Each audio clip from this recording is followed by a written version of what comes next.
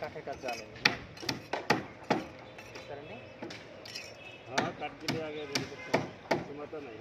নাহলে কাঠ গেলে আবার হাত চালা যেতে পারে, হ্যাঁ না গেলে।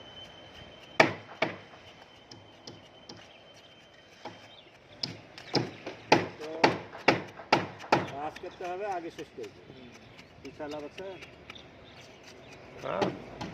তাড়াতাড়ি শেষ। 1 মাস আগে ফিক্স করবেন, 1 মাস আগে ভাড়া পাবেন, 1 মাস পরে করবেন 1 মাস ভাড়া কম পাবেন। তাড়াতাড়ি কাজ শেষ হলে তো আমারও তো লাভ আছে, বুঝেন নি?